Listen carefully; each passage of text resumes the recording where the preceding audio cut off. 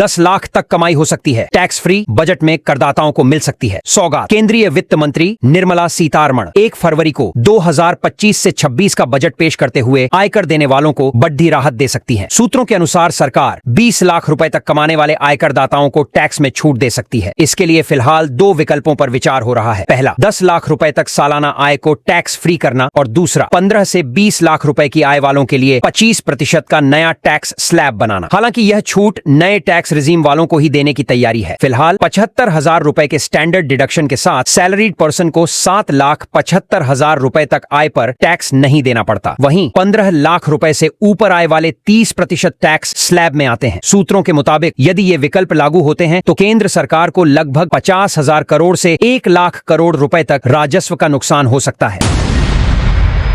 दिल्ली चुनाव बीच संजय सिंह का बड्ढा दावा, भाजपा नेता पैसे बांट रहे, चुनाव आयोग शांत, हमारे नेताओं पर झूठी कार्रवाई हो रही। आम आदमी पार्टी से राज्यसभा सदस्य संजय सिंह ने दावा किया है कि नई दिल्ली विधानसभा क्षेत्र में भाजपा उम्मीदवार प्रवेश वर्मा पैसे बांट रहे हैं। भाजपा के नेता पैसा, चादर और जूते बांटते हैं, लेकिन चुनाव आयोग शांत बैठा है। कई बार शिकायत करने के बाद भी कोई कार्रवाई नहीं हो रही। संजय सिंह का कहना है कि हमारे एएपी कार्यकर्ताओं पर झूठी शिकायतें की जा रही हैं, उन्हें थाने में बैठा लिया जा रहा है, फिर जांच में कुछ भी सामने नहीं आता। ये सब परेशान करने के लिए किया जा रहा है ताकि कार्यकर्ता चुनाव प्रचार न कर सके।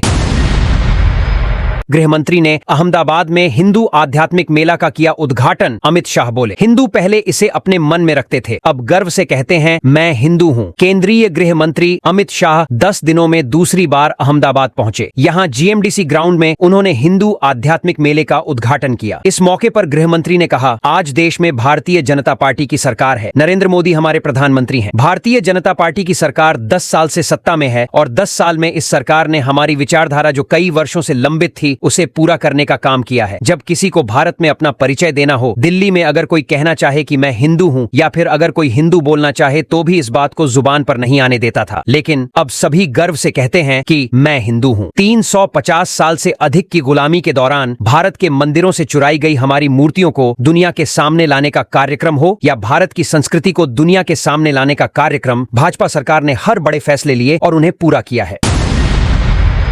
यूपी, राजस्थान समेत 5 राज्यों में ताबड़तोड़ बारिश की संभावना। जम्मू कश्मीर में बर्फबारी से कई सड़कें बंद। दिल्ली एनसीआर में हल्की बारिश के बाद एक बार फिर ठंड का कहर बरच गया है। वहीं मौसम विभाग ने पंजाब, हरियाणा, पश्चिमी उत्तर प्रदेश, दिल्ली एनसीआर और उत्तरी राजस्थान में बारिश की संभावना जताई है, जिसके चलते देश के कई हिस्सों के लिए अलर्ट भी जारी किया गया है। इसके अलावा अगले कुछ दिनों में देश के कई राज्य कोहरे की आगोश में भी नजर आ सकते हैं। पहाड़ी राज्यों जम्मू कश्मीर, हिमाचल प्रदेश में लगातार चौथे दिन भी बर्फबारी हुई, जिसके चलते हिमाचल प्रदेश के कई जिलों में बारिश भी हो रही है। हालांकि कुछ जिलों में तापमान में बढ़ोतरी भी हुई है।